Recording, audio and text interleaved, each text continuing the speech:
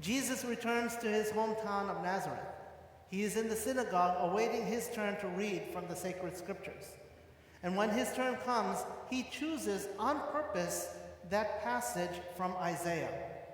Because the words not only refer to the prophecy of him who is the Messiah, but it also makes it clear what the Messiah's mission will be about. Because if Jesus is the key, if he is the answer to how we can leave the world in a better place for generations after us, and Jesus knew this very well, he was about to set his agenda, his mission for the world.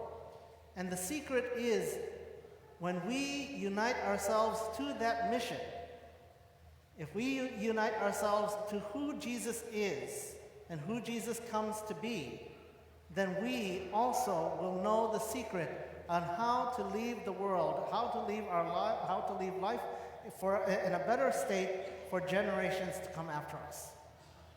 But the key, the answer, is to have a total buy-in into what Jesus is about. Because without it, we will not succeed.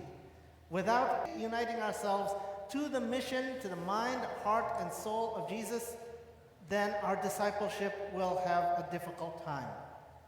Jesus has come to restore a broken relationship and set about for all generations what is needed in order to fulfill the plan of God. Jesus again has that in mind, not only to improve the world for the people of his generation, but also for generations after, even down to each and every one of us. So what has Jesus come to do? And what do we need to do in order to help in that mission? Jesus says that he has come to bring glad tidings to the poor. From this and many other passages, we know that the poor are a priority for Jesus. His mission is to ensure that no human life is neglected for whatever reason. Jesus' mission is never to allow people who have much to ignore their responsibility to those who may have little or to those who may have nothing. We are, of course, not only talking about those who are financially disadvantaged. They are the priority of Jesus. But more importantly, Jesus is declaring that his mission will be aimed at improving the lives of anyone who is at any disadvantage. Jesus' mission is to make sure that no one gets left behind for whatever reason. This is one of the first key that Jesus teaches us in terms of how to leave the world in a better place for generations after us, to ensure that everyone is taking up their responsibility to care for the needs of others. This is Jesus' mission. And so again, if we want to know the key and the secret to leaving the world in a better place for the generations after us, we have to get on board with what Jesus is about. Jesus has also come to proclaim liberty to the captives. In a very real way, Jesus is speaking about those who are literally incarcerated, but both rightfully and even wrongfully.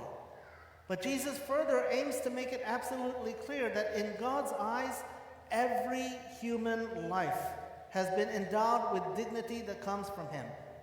No one is without potential to do good.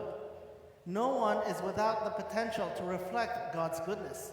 And so Jesus' mission is to make sure that that dignity is restored to every human life, regardless of one's past, one's successes, and even one's failures. Jesus' mission is to restore the dignity of God in each and every human life, in all its forms and stages. This again is another key that Jesus teaches us that will leave the world in a better place for generations to come after us. And so again, the question is, can we embrace Jesus' goal, Jesus' mission for ourselves and for one another? Further, Jesus will give sight to the blind and let the oppressed go free. Again, Jesus is making it clear that his mission is to extend God's mercy to all people. Jesus extends mercy, love, forgiveness to every human being, regardless, again, of anything that person might have done or failed to do. Jesus wants to destroy everything that we human beings have created that have become an obstacle to experiencing God's mercy. We have created so many things and put so many obstacles in front of everyone else, even ourselves, that prevent us from experiencing God's love and mercy simply because we are his sons and daughters. Jesus has come to destroy all of that. And so that becomes another secret, another answer to how Jesus will make everything better for generations to come. Can we also recognize that everyone else is a son or daughter of God? Can we get on board with who Jesus calls us to be? And will we want to be a part of that transforming mission? Finally, Jesus has come to proclaim a year acceptable to the Lord. In this, Jesus is dedicating all time, all history to God. All of life belongs to God. To him belongs everything. Further, he is going to reestablish God as the only authority of who can determine what is good and what is evil. In original sin, human beings messed this up by putting ourselves in that position of the authority who determine what is good and what is evil. And so we, in effect, took that power away from God, thinking that we can make that judgment, thinking that we can make that determination, and denying God what rightly belongs to him.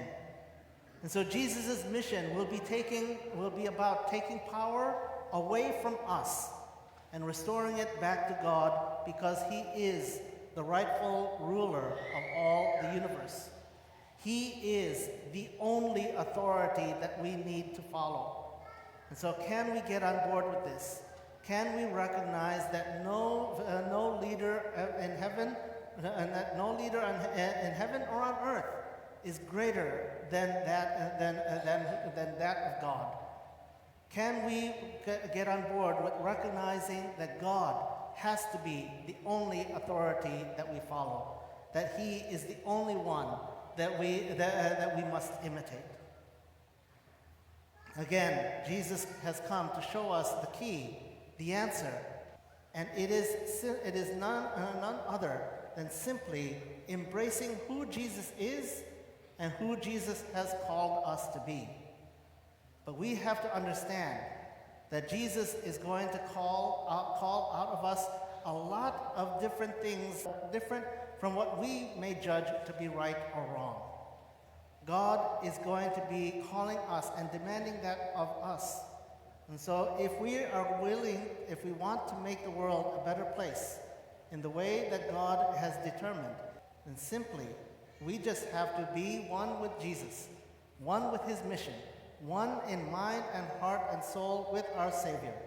And then we live life full of joy, not only for ourselves, but for generations to come, and experience for all time the love of God in us.